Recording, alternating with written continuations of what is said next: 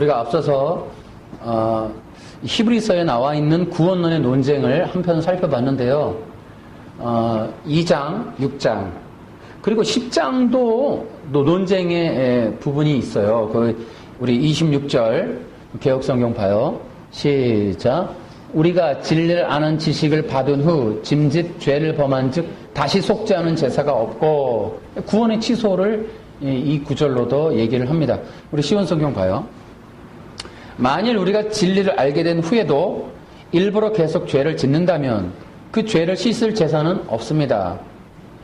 근데 여러분, 계속 죄를 짓는다면 이라고 했어요. 그 죄가 뭐냐? 그 밑에 보세요. 계속 거기에는 오직 심판을 기다리는 두려움과 하나님을 거역하며 사는 자들을 태워 없앨 크고 무서운 불만이 있을 뿐입니다. 그리고 또 하나, 모세의 율법에 순종하지 않고 그것을 어긴 사람들도 두세 명의 증인이 있으면 사형을 받았습니다.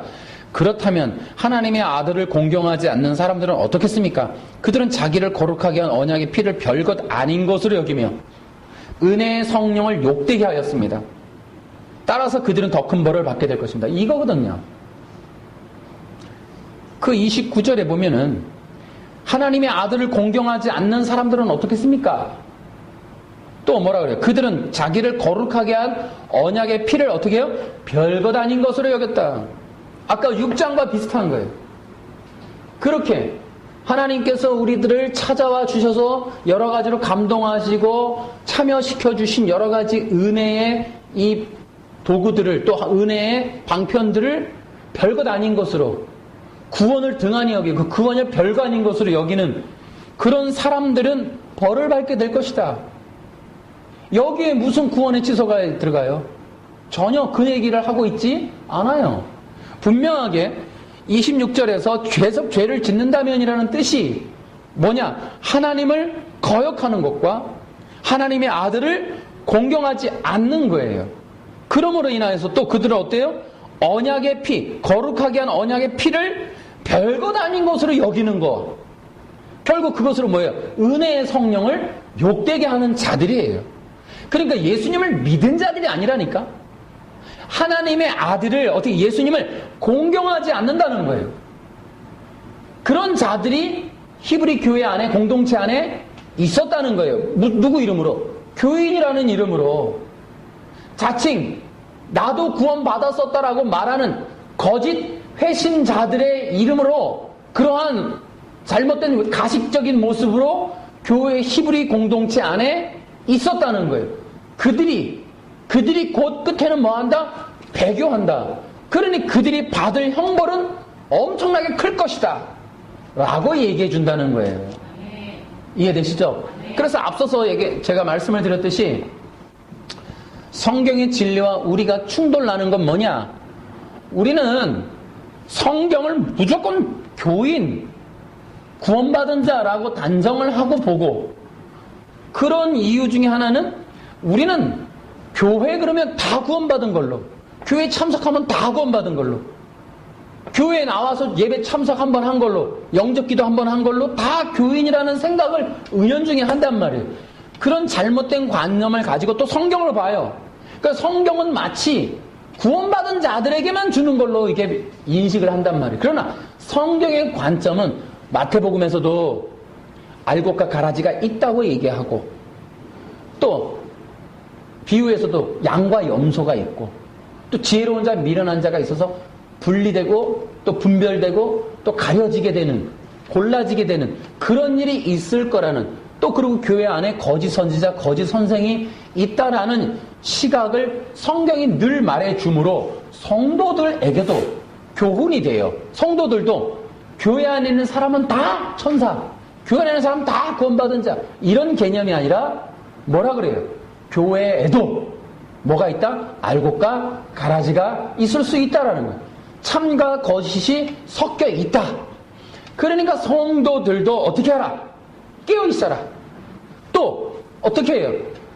알곡과 가라지가 있으니까, 다른 복음이 있으니까, 다른 예수, 다른 복음을 전하는 일이 있을 수 있으니까 바른 복음을 지키고 그 위에 서 있어라 라는 식의 경고, 교훈, 훈육을 주는 게 성경의 관점인 거죠.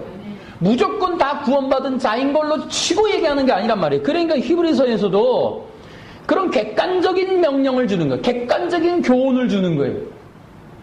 그렇게 다시 말하면 어떤 사람들이 하는 것처럼, 그래서 26절에 만일 우리가 진리를 알게 된 후에도 일부러 계속 죄를 짓는다면, 그러니까 우리 중에 뭐가 있어요? 하나님을 거역하며 사는 자들을, 또 그렇다면 하나님의 아들을 공경하지 않는 사람들은 어떻겠습니까? 하나님의 아들을 공경치 않는 사람들이 있을 수 있다는 거예요. 공동체 안에. 그런 자들이 또 더 큰 벌을 받게 될 것이다. 이것이 성경이 말하는 또한 우리에게 주는 교훈이기도 합니다.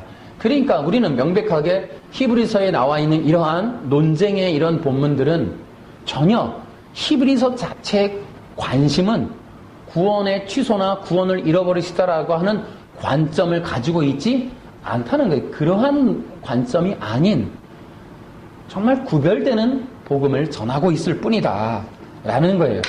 그런 의미에서 우리가 이제 좀 잘못된 시각을 고쳐야 될 거예요. 첫 번째, 거기 교재 32페이지 보면 성경은 교회 안에 있는 자들을 모두 구원받았다거나 천국 간다고 착각하지 않는다는 거예요. 성경은. 또 성경은 두 번째, 교회 안에 있는 자들이 이미 모두 확실한 신자라고 단정하지 않는다는 거예요.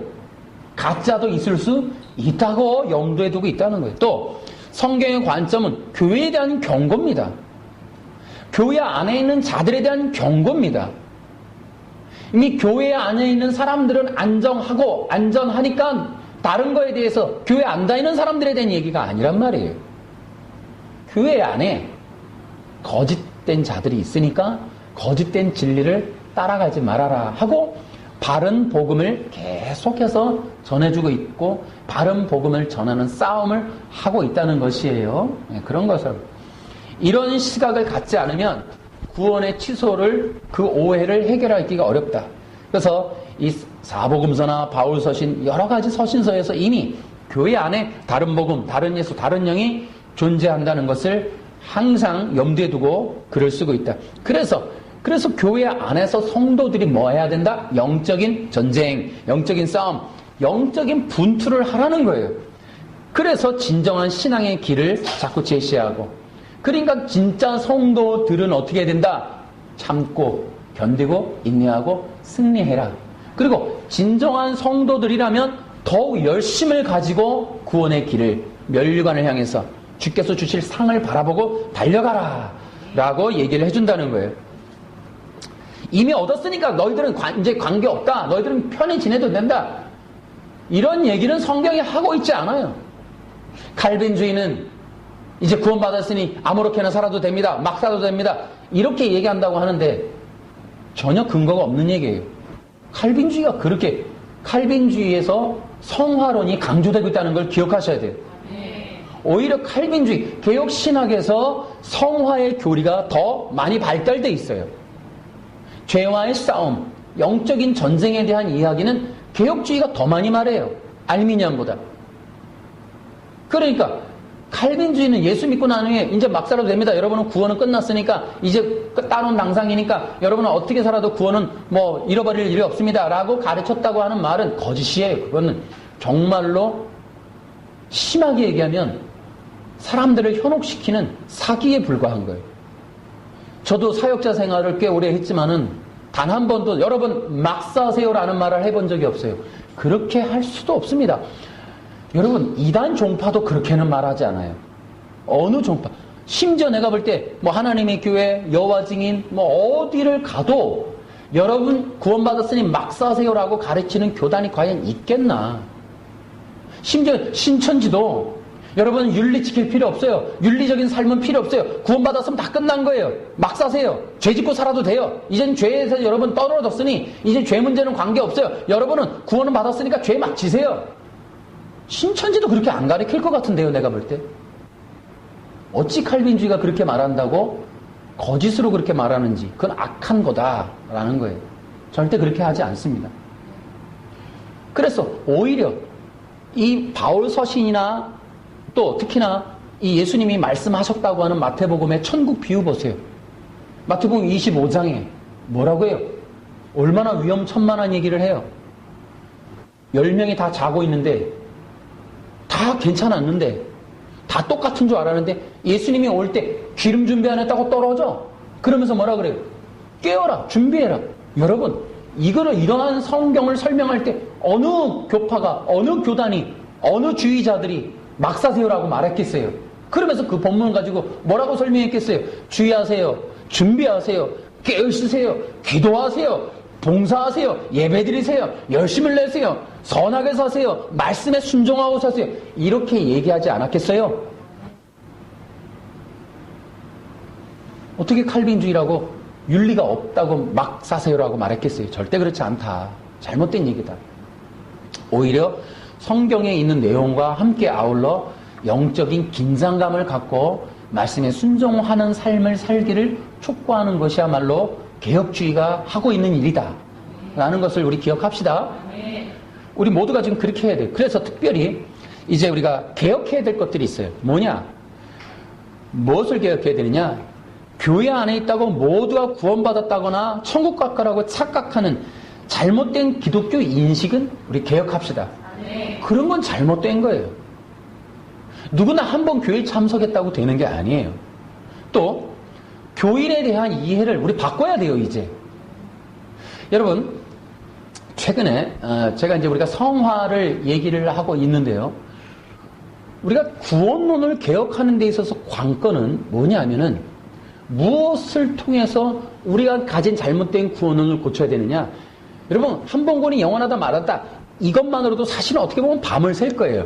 그것보다도 우리는 개혁주의가 했어야 되는데 하지 못한 거, 그러니까 아더 핑크가 지적했던 칼빈주의의 잘못된 점, 다시 말하면 히브리서나 여러 가지의 이런 구원론에 대한 명확한 답을 주지 못한 부분이 칼빈주의 문제점이라고 지적했던 그 내용을 따라서 우리가 보면은 우리는 뭘 잘못했냐면은 구원이라고 하는 정체성을 분명하게 말 못한 게 문제라고 봐요. 여러분, 갈라디아서 한번 봐보세요. 갈라디아서 3장 보세요.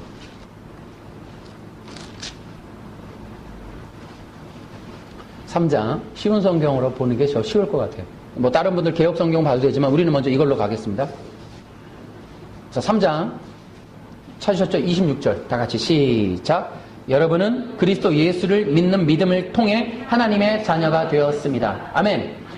그러니까 우리는 구원을 믿음으로 받는다. 그래, 믿었다. 난 구원 받았다. 이 내용을 가지고 논쟁을 하는 거에 혈안이 돼 있었는데, 그런 사이에 우리가 잃어버린 게 뭐냐면은, 거기도 나오지만 예수 그리스도를 믿는 믿음을 통해 뭐가 되었다? 하나님의 자녀가 되었다라고. 그러니까 믿는 믿음의 결과가 뭐냐? 하나님의 자녀가 되는 거예요. 자, 또 29절 시작. 여러분은 아멘. 그 다음에 또 그러므로 여러분은 이런 것들이 솔직히 말하면 약했던 거예요. 예수 믿는 순간 우리는 그리스도에게 속한다. 하나님의 자녀가 된다. 새언약 백성이 된다. 이런 것들이 구원받은 자의 정체성에 대한 복음이 약해졌던 거예요. 그것이 약한 거예요.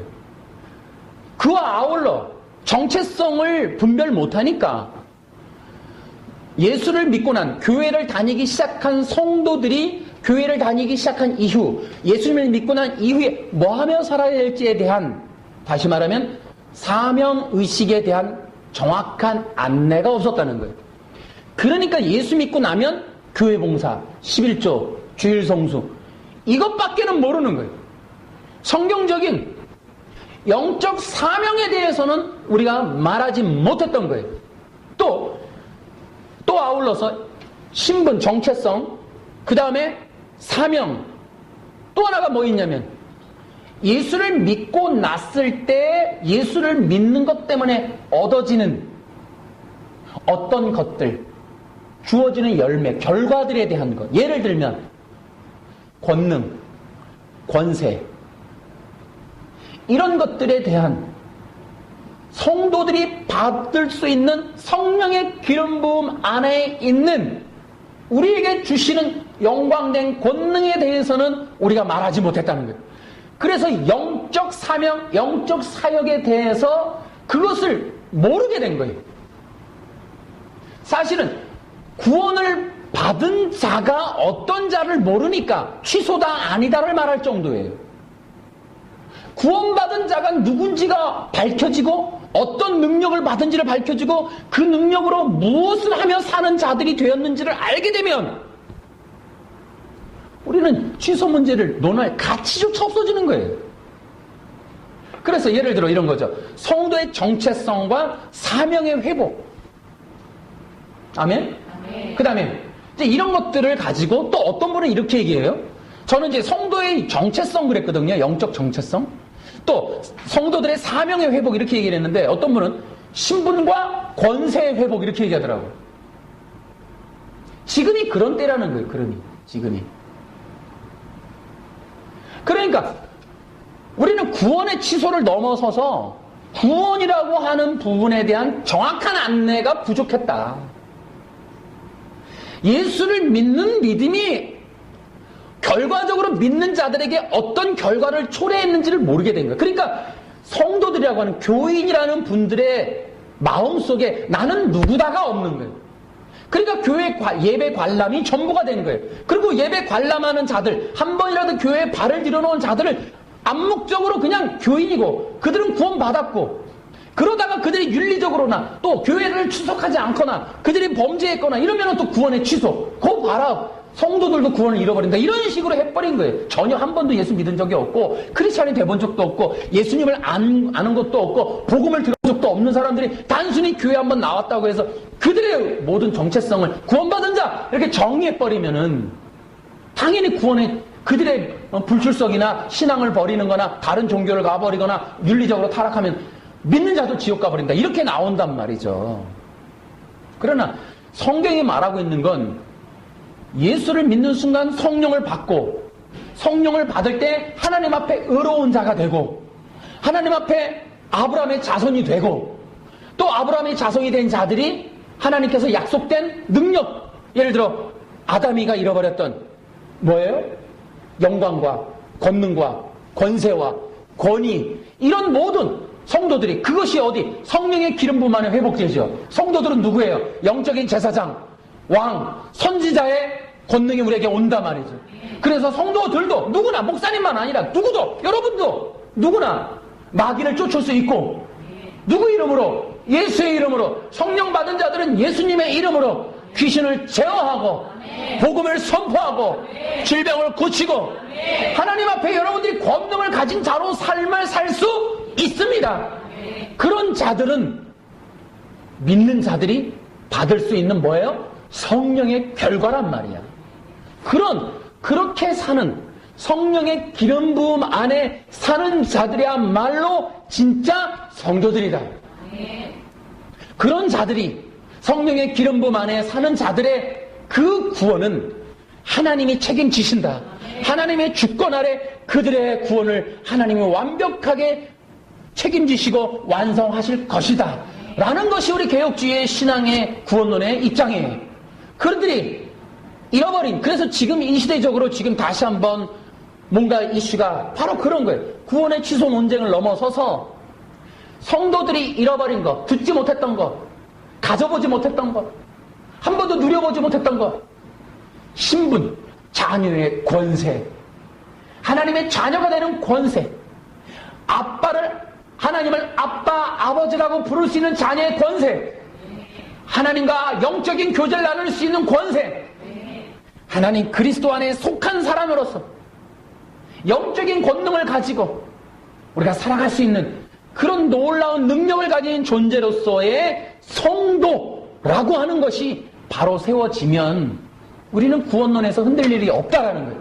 저는 그것이 개혁돼야 되겠다. 다시 말하면 지금은 교인에 대한 새로운 정체성을 확립해야 한다. 그래서 신분과 권세의 회복이라고 하는 그러한 말도 마찬가지고, 또 저는 이제 성도의 정체성과 사명의 회복. 성도는 뭐 하는 거다? 제가 지난번에도 우리가 교제를 통해서 다 했습니다만은 성도가 할 수 있는 얼마나 놀라운 일들이 많습니까? 사탄을 이기고 꾸짖고 질병을 고치고 또 우리가 예수의 이름으로 하나님의 나라 가운데 교회를 또 돕고 기도하고 또 예배를 드리고 할 수 있는 여러 가지 일들이 한두 개가 아니에요. 아멘. 아멘. 그러한 성도의 권능을 회복하는 여러분과 제가 됩시다. 아멘. 세 번째, 교회 안에 있다고 모두가 교인이라거나 모두 구원받았을 것이라고 착각하는 건 개혁하자. 아멘. 이제는 그런 허망한 것이 아니다. 성경적인 것들이 필요하다는 거예요. 이런 것들이 필요하다. 이런 것들을 위해서는 교회 자체와 교회 내부, 설교의 주제가 개혁돼야 되겠다. 그래서 어떤 것들을 개혁하는가? 1번, 구원을 선포하자. 구원의 소중함, 구원의 중요성을 여기는 성도들이 진짜 성도다. 히브리서를 보면, 오늘 히브리서 여러 가지 보면 구원을 소홀히 여기는 건 예수 그리스도의 예수 그리스도를 소홀히 여기는 것과 같은 거예요. 여러분, 구원을 소홀히 여기는 것만큼 불신앙이 없어요. 저는 안타깝게도 알미니안들의 주장을 들어보면은 마음에 속상한 점은 한 가지가 뭐가 되냐면 예수 그리스도의 대속의 희생의 구원의 사역을 얼마나 폄하시키는가, 얼마나 낮추는가, 얼마나 그것을 소용없게 만드는가에 대한 결과적으로 그렇게 나타난다는 거예요. 예수님이 이뤄놓으신 구원이 얼마나 소용없는지, 얼마나 작은 일인지. 왜냐? 성도가 아무리 그 예수님을 통해 구원받았어도 뭔가 잘못 하나 하면은 잃어버리는 그 구원의 효력이 십자가가 전혀 생기지 않는, 임시적으로 이 땅에서 교인이라는 삶을 살도록만 만들어주지 영원한 천국까지는 전혀 해줄 수 없는 기능이 예수님의 십자가라는 거예요. 알미니안들의 주장을 들어보면 결국 최종 구원은 나의 윤리의 문제니까, 결국 최종 구원이 나의 선택의 여부에 달려있단 말이에요. 알미니아들의 주장에 의하면. 그렇기 때문에 예수 그리스도의 십자가의 공로를 굉장히 낮추게 되는, 굉장히 부분으로 만드는, 그것을 절대적 기준으로 삼게 되지 않게 되는, 예수님의 십자가의 사역이 부분이 돼버리는, 작게 되는, 아주 이런 예수님의 십자가를 가로막는 그런 일들이 결과적으로 나타나기 때문에 저는 그 부분이 가슴 아프다는 거예요. 그래서 예수 그리스도의 이 대속의 구원의 복음을 정말 잘 선포하는 것이 매우 중요하다는 거예요. 그것을 얼마나 사도들이 또 초대교회가 그것을 위해서 싸웠는지 모릅니다. 그런데 우리가 이 구원이라고 하는 것을 우리가 이제 어떻게 구원을 얻는가에 대해서 우리가 믿음으로 얻는다. 근데 우리하고 성경에 나와 있는 유태인하고는 달라요. 유태인들은 예를 들어 이런 겁니다. 우리 사도행전 가보세요. 거기 보세요. 갈라디아서 보세요. 2장인데요. 자, 14절부터 읽을게요. 나는 그들이 복음의 진리를 따르지 않는 것을 보고 모든 사람 베드로를 향해, 베드로여, 당신은 유대인이면서 유대인처럼 살지 않고 이방인처럼 살면서 어찌하여 이방인들에게 유대인처럼 살라고 합니까? 라고 하고 말했습니다. 우리는 이방인 곧 죄인이 아니라 유대인으로 태어났습니다. 여기서 하지만 우리는 율법을 따른다고 해서 의롭다함을 받는 것이 아니라 예수 그리스도를 믿음으로 의롭다함을 얻는 것을 압니다. 그래서 우리는 의롭다함을 얻으려고 그리스도 예수를 믿었습니다. 우리가 의롭다함을 얻는 것은 그리스도를 믿었기 때문이지 율법을 지켰기 때문이 아닙니다. 율법으로는 어느 누구도 의롭다함을 얻을 수 없습니다. 다 같이 시작.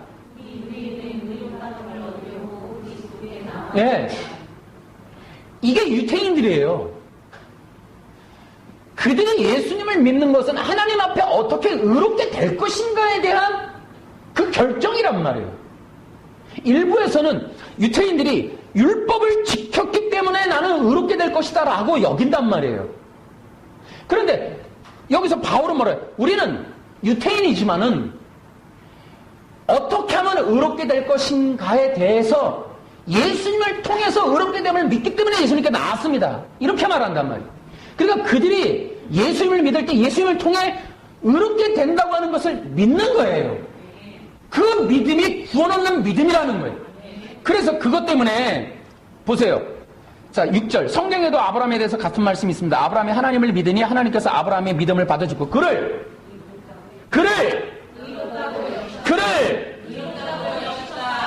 아멘. 하나님이 그들이 의롭다함을 얻기 위해서 하나님을 믿었다는 거예요. 그러니까 그들이 또 그 의롭다함을 얻는 거예요. 아멘. 근데 보세요. 그 논쟁이 유태인들의 논쟁에 굉장히 중요하단 말이에요. 여기서도 지금 율법이 행위냐? 자, 5절에 보면 여러분이 율법을 지켰기 때문에 하나님께서 성령을 주셨습니까? 아닙니다. 여러분이 율법을 지켰기 때문에 하나님께서 여러분 가운데 기적을 일으켰습니까? 아닙니다. 하나님께서 성령을 주시고 기적을 일으키신 것은 여러분이 복음을 듣고 믿었기 때문입니다.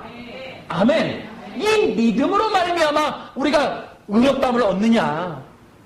그것에 대해서 그 의롭다함을 얻는다는 것이 구원이고 구원을 얻는다는 것은 곧 성령 받는 것이라는 것이 일치된다는 것을 여러분 알고 계시죠?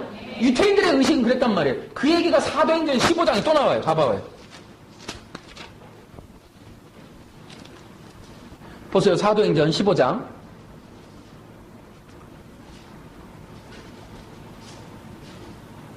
4절. 그들이 예루살렘에 이르자 사도들과 장로들과 온 교회가 그들을 환영했습니다. 그들은 하나님께서 그들을 통해 일하신 모든 것을 보고받았습니다.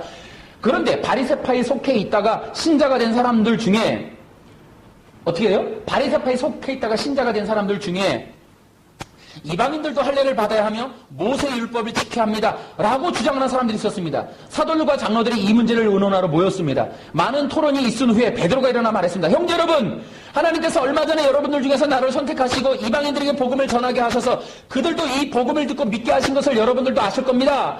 모든 사람의 생각을 아시는 하나님께서 우리에게 성령을 주신 것과 똑같이 그들에게도 성 주셔서 그들을 인정하셨습니다. 하나님께서 우리와 이방인들을 차별하지 않으셨습니다. 하나님께서는 그들의 믿음을 보시고 그들의 마음을 깨끗하게 하셨습니다. 여러분, 성령 받음이 뭐예요? 마음을 깨끗하게 하셨다. 그것이 뭐예요? 의롭게 되었다는 거예요. 그래서 우리가 가지고 있는 이 신앙의 관점이 좀 바뀌어야 된다. 아시겠죠? 믿음도 마찬가지예요. 간단하게 요약하면은 믿음도 우리가 그러니까 우리가 이제 믿음으로 구원받잖아요. 근데 뭘 믿냐면 내가 늘 얘기하죠. 두 가지가 확실해야 된다. 하나는 믿음의 대상 예수님에 대한 것과 예수님에 대한 그 하신 일 이런 것들이 좀 분명해야 돼요. 그래서 이 믿음이라고 하는 것들이 거의 예수님을 믿고 또 예수님의 구속을 믿는 믿음이 아니라 우리는 되게 인본적인 믿음인 경우가 많아요. 나 자신이 교회를 다니는 믿음이나 그냥 인정하는 정도. 그냥 기독교에 대한 호의, 성경에 뭐 듣고 이런 정도를 믿음이라고 그러는데 히브리인들은 그렇지 않아요. 히브리인들은 우리 갈라디아서가 그런 얘기를 잘 해놨는데 아브라함의 자손, 예를 들어 우리 갈라디아서 다시 한번 봐봐요. 거기 보시면은 아까도 얘기했지만은 성경에서 6절에 아브라함에 대해 같은 말씀이 아브라함이 하나님을 믿으니 이렇게 했어요. 그러고 나서 자 9절에 보면은 7절 그러므로 여러분은 믿음으로 사는 사람이 참 아브라함의 자녀라는 것을 알아야 합니다. 또 아브라함이 이를 믿으니 그 믿음 때문에 복을 받았습니다. 누구든지 믿는 사람은 아브라함처럼 복을 받습니다. 그렇게 해놨죠. 그러나 그것도 또 이제 거기에 보면은 15절 형제들이여 예를 들어 말하겠습니다. 사람들 사이에서도 약속을 맺으면 아무도 그 약속을 무효로 하거나 어떤 것을 덮으실 수 없습니다. 16절 하나님은 아브라함과 그 자손에게 약속을 하셨습니다. 그런데 하나님은 여러 사람을 가리키는 말로 그 자손들이라 하시지 않고 오직 한 사람을 가리키는 말로 내 자손이라 말씀하셨습니다. 그 한 사람이 바로 그리스도이십니다. 내 말의 뜻은 이렇습니다. 하나님께서 아브라함과 맺으신 언약을 그보다 440년 뒤에 나온 율법이 없앨 수 없다는 것입니다. 만약 우리가 받을 유업이 율법을 통해서 온다면 그것은 약속에서 나온 것이 아닙니다. 하지만 하나님께서는 약속하신 것에 따라 아브라함에게 복을 베풀어 주셨습니다. 여러분, 구약 사람들, 유태인들의 믿음에는 약속이라는 언약이라는 개념이 들어가 있습니다. 그들은 이 하나님께서 주신 언약을 붙들고 살면서 그 언약이 성취될 걸 믿음으로 의롭게 되었어요. 그 약속이 뭐야? 메시아, 곧 어떤 자손, 그리스도란 말이에요. 메시아란 말이에요. 메시아에 대한 언약이 있었고 오실 메시아에 대한 믿음을 가졌고 또 그 메시아가 예수님이라고 하는 그 믿음이 있어요. 그런데 그들이 이것부터가 일단 차이예요. 우리하고. 대한민국의 신앙은 메시아라는 메시아를 기다리는 메시아 사상이 없어요. 우리 어느 누가 가서 당신이 예수님이 메시아입니다 그러면 그게 뭔 말인 줄 알아요. 왜? 대한민국 사람은 메시아를 기다리지 않아요. 누구도 구원을 바라보고 살고 있지 않아요. 의롭게 될 것에 대한 열망과 의롭게 될 것에 대한 숙명을 갖고 있지 않아요. 우리 한국 사람들은. 그러나 유태인들은 태어날 때부터 천지창조하시는 하나님이 자기들이 하나님이에요. 그러니까 걔네들은 또 뭐가 문제냐면 아브라함이 아담서부터 하나님으로부터 떨어져 나온 사람들이라 어떻게 하면 하나님 앞에 갈 것인가 그 고민이고, 그것의 또 조건은 뭐예요? 의롭게 되는 거예요. 그러니까 어떻게 하면 의롭게 돼서 하나님 앞에 설 것인가가 민족적인 숙제고 민족적인 종교의 근거고 바탕이고 시작이에요. 근데 우리는 그런 게 없단 말이에요. 그러니까 우리의 믿음은 예수님을 믿을 때 언약된 약속의 메시아로서 믿는 믿음이 적단 말이에요. 그래서 뭐라 그래요? 예수 믿으면 복받아라고 하는 게 있는 거예요. 잘못된 기복주의 사상이 메시아 관념을 뒤틀어놔버린 거예요. 유교 불교에 있다 보니까 우리 한국의 기독교는 예수님에 대한 기대치와 예수님의 하신 일과 예수님을 믿는 믿음의 상이 뒤틀려 있단 말이에요. 그렇다면 저는 볼 때 우리 한국 교회가 불리한 상황인 거예요. 물론 이방세계 모든 교회가 그렇지만은. 그래서 우리의 믿음은 성경적인 믿음이 돼야 됩니다. 그래서 여러분은 그리스도 예수를 믿는 믿음을 통해 하나님의 자녀가 되었습니다. 그랬단 말이에요. 그런데 그 믿음에 대해서 히브리서도 나오지만 그 믿음이라고 하는 것을 통해서 목숨들 걸고 그들은 정말 이 땅에서 나그네와 같이 살면 살 수도 있고 순교할 수도 있어요. 그런 믿음이 어떤 믿음이냐? 예수 그리스도를 믿는 분명한 믿음이 형성이 돼야 돼요. 근데 그 믿음의 근거가 뭐가 되냐?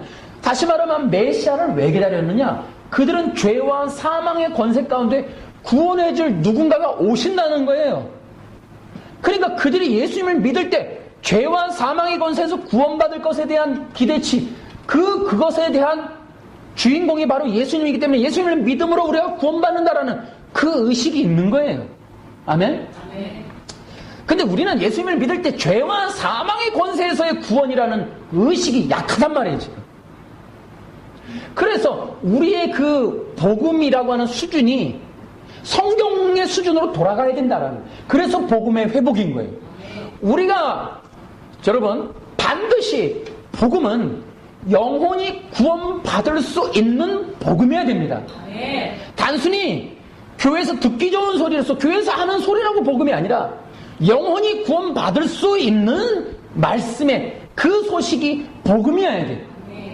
그것이 되려면은 반드시 구약에 있는 복음으로 돌아가야 돼요. 지금 갈라디아서에서도 바울이 복음을 전할 때 바로 구약의 복음을 전하고 있어요. 아브라함이 하나님 앞에 의로움 받게 된 그 복음이 무엇이냐는 거예요. 그래서 뭐라고 되어 있냐면은 여러분 이제 갈라디아서에 보면 이런 말도 있어요. 하나님이 복음을 전했다고 나와요. 거기 8절에 보면 또 하나님이 이방을 믿음으로 말미암아 의로 정하실 것을 성경이 미리 알고 먼저 아브라함에게 뭐예요? 복음을 전해야 돼요. 하나님이 아브라함에게 뭐예요? 복음을 전하셨어요. 구약에서부터 복음이 전해진 거예요. 영혼이 구원받을 수 있는 복음은 구약에서부터 시작하는 거예요. 그것이 우리는 원시 복음이라 해서 창세기 3장 15절로부터 나오는 거예요.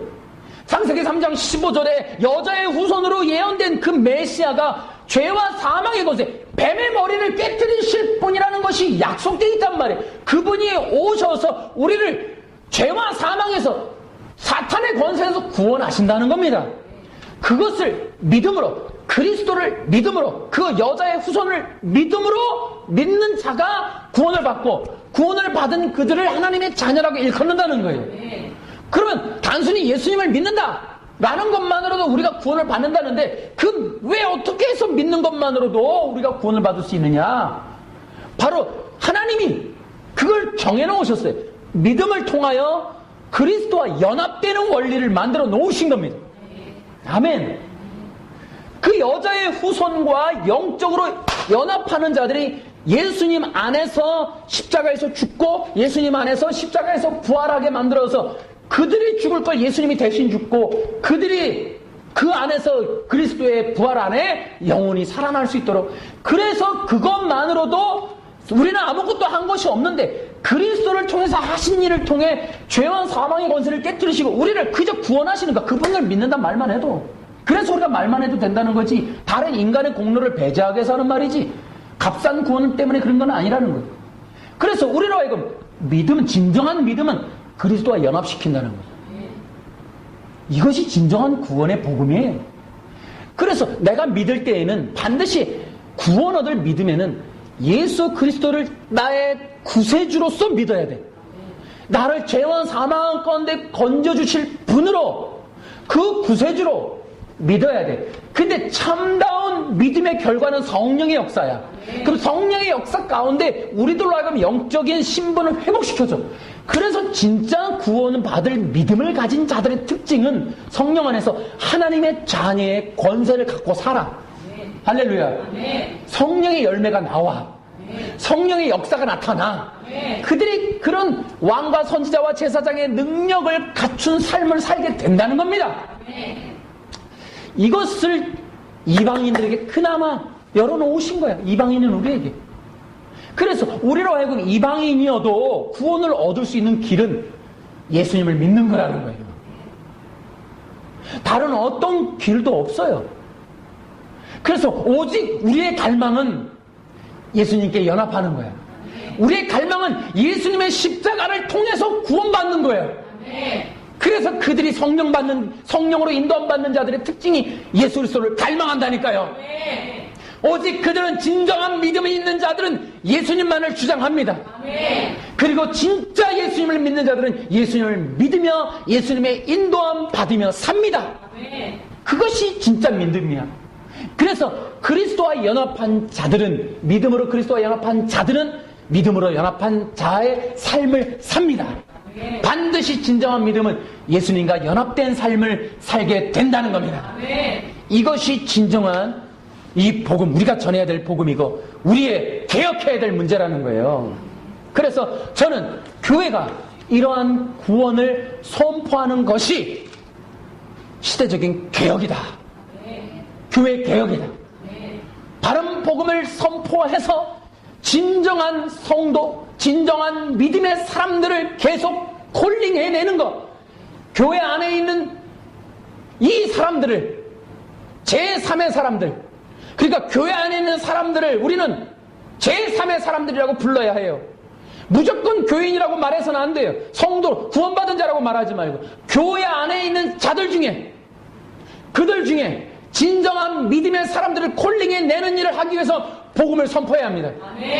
내 안에 있는 자들이 구원을 얻은 자들이 아니라 내 안에서, 내 앞에, 우리 교회 안에, 교회 구성원 안에, 교회 성도에 모인 사람들, 제3의 사람들이 진짜 믿음의 사람들이 되도록, 주께 나오도록, 예수님만 붙들도록, 예수님과 연합하도록 그러한 삶을 살면서 끝없이 어린 양을 따라 살도록 콜링해내는 일이 복음 선포다. 그런 일을 위하여 교회는 구원을 선포해야 된다. 이렇게 저는 개혁의 제목을 봅니다. 결론으로 보겠습니다. 교회 안에 있는 신자라도 성령님을 통한 하나님의 총체적인 감동하심을 거절하고 구원을 소홀히 여기고 구원을 중요하지 않은 것처럼 여기는 자들이 있을 수 있고, 그런 자들은 가짜 회심자들이다, 사이비 회심자들이다 라고 우리는 결정합니다. 히브리서와 복음서, 다른 서신서들의 관점이 바로 성도들을, 그러니까 교회의 구성원들을 구원받은 자로 정의하지 않고 제3의 사람들로 인정하고 말하고 있다는 걸 기억하셔야 돼요. 그리고 그들 중에, 혹은 때로는 우리 중에 이렇게 얘기하면서 우리 중에라도 그리스도를 거역하거나 그리스도를 대적하는 경우, 경홀히 여기는 경우 반드시 큰 벌을 받게 될 것이다. 그렇게 큰 벌을 받게 될 그들은 그리스도를 받아들인 자들이 아니고 가짜 회심자들이며 결국 그들이 하나님을 대적한 마음, 악한 생각을 품었던 자들이었다는 것이 드러나게 될 것이다. 결코 구원받은 자들의 타락이 아니다라는 거예요. 2번, 하나님은 영원 전부터 택한 당신의 백성은 끝까지 책임을 지시는 이 구원의 복음을 기억하십시오. 하나님의 사랑에서 우리를 끊을 자 없습니다. 예수님의 십자가의 사랑은 영원하고 완전합니다.